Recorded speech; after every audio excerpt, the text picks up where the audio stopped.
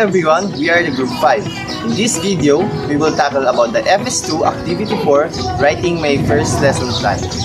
So before anything else, let's first define what is lesson plan. A lesson plan is a detailed outline or guide that the teachers use to structure and deliver a single instructional session, which typically spans a class period or a specific time frame. It serves as a roadmap or indicators to effectively convey a particular topic or concept to their students, ensuring that the learning objectives are met and that the teaching process is well organized and purposeful. We notice similarities and differences in the formats of three lesson plans presented. The similarities of these lesson plans is that they were all well created, the format is simple to follow, and we can tell the activities of the lesson plan are aligned with the objectives. The distinction, on the other hand, is that they use distinct models, resulting in a similar format. The first lesson plan is divided into 4 sections, and the teacher used a 5E model lesson plan. The second one has 5 distinct parts and was created using the traditional model. The last lesson plan model has 3 components, which is the learning objectives, subject matter, and learning process.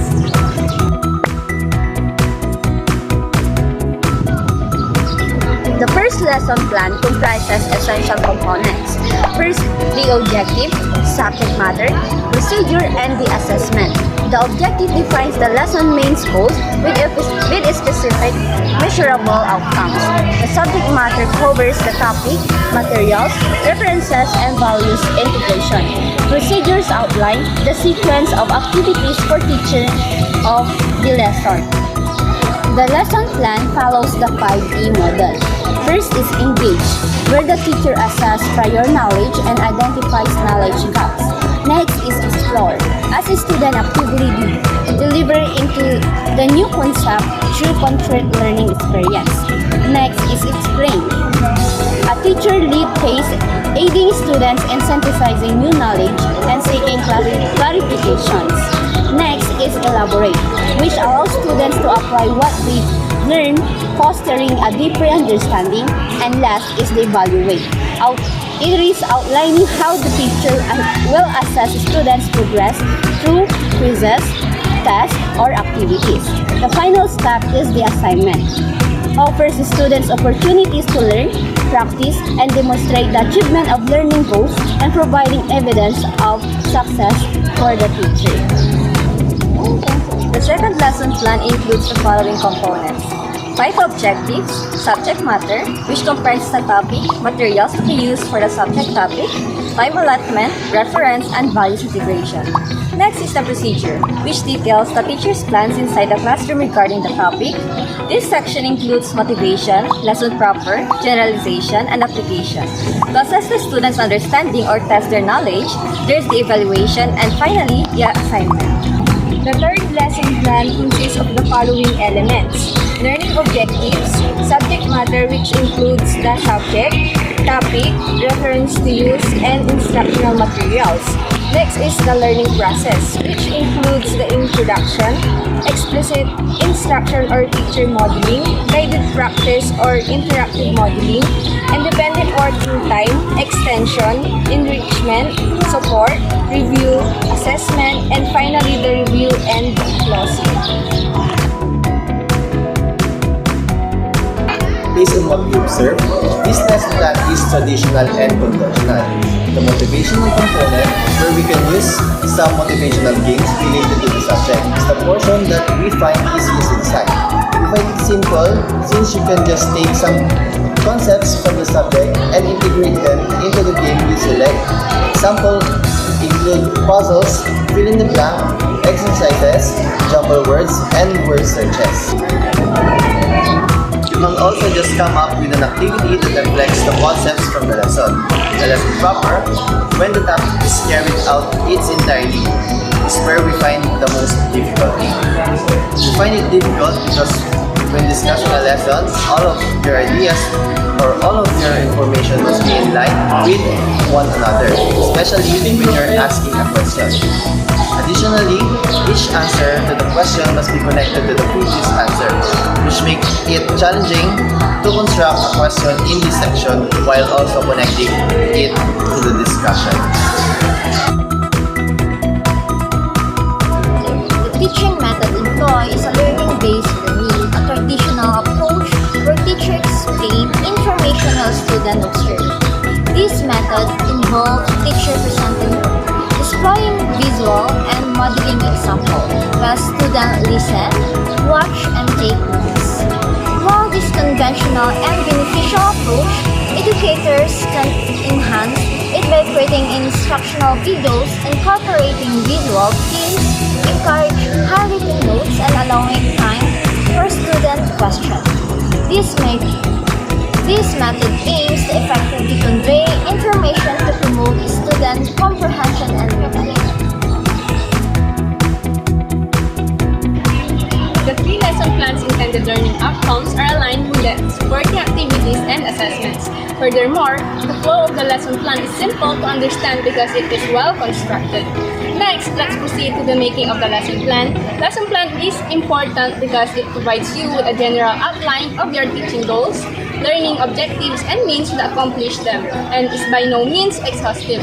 A productive lesson is not one in which everything goes exactly as planned, but one in which both students and instructors learn from each other.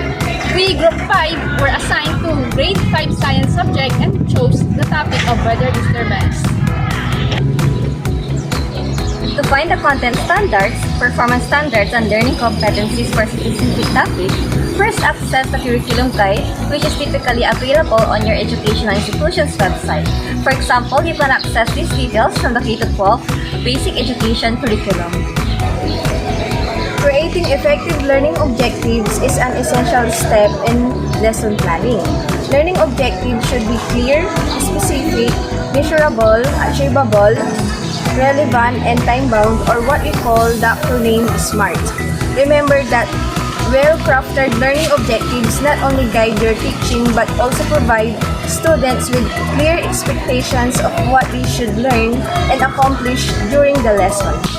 Subject matter is what you think about the topic, reference, and materials. It includes the specific topic of your lesson plan and the subject you're focusing on for the duration of the lesson.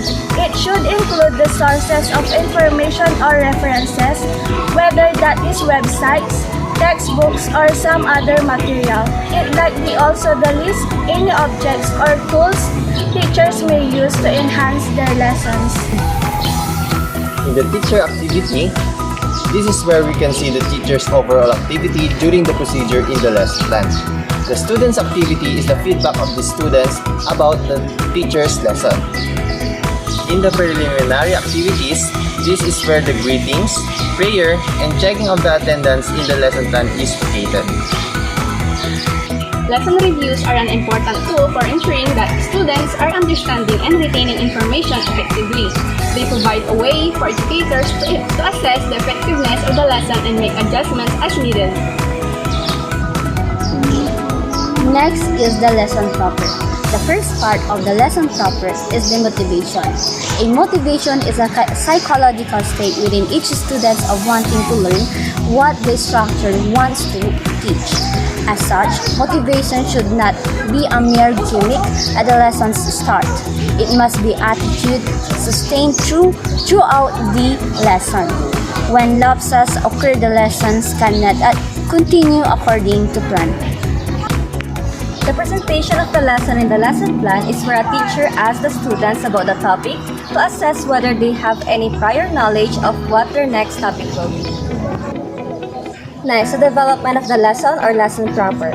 This section serves as the heart of the teaching and learning process where the primary instructional activities take place. It is in the segment of the lesson plan that educators guide students with the core content and facilitate their engagement in activities designed to achieve the lesson's objectives.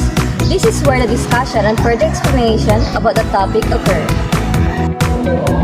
Generalization in a lesson plan refers to the part of the lesson where the teacher helps students apply what they have learned to broader context or real-life situations.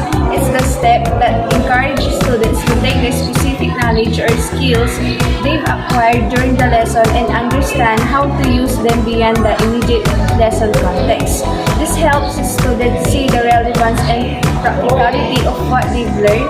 It often follows the teaching and practice basis in a lesson plan and precedes assessment or evaluation.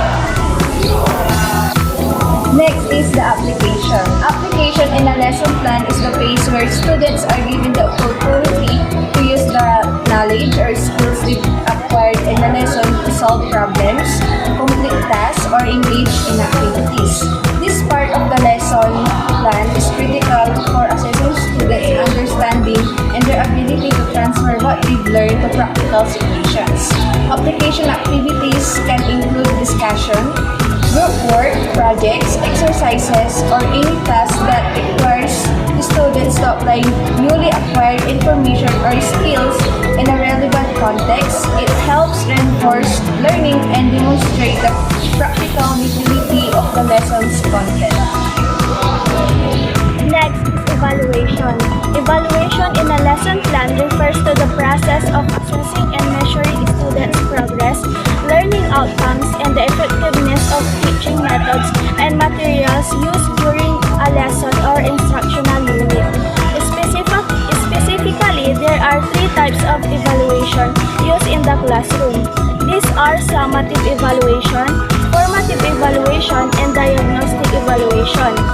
Evaluation in a lesson plan serves as several purposes. First, monitoring student progress. Second, informing instructional decision. Third, assessing learning outcomes. Fourth, enhancing teaching effectiveness. And last, providing feedback. Last is assignment. An assignment is a piece of academic work or task. It provides an opportunity for students to learn, practice, and demonstrate they have achieved the learning goals.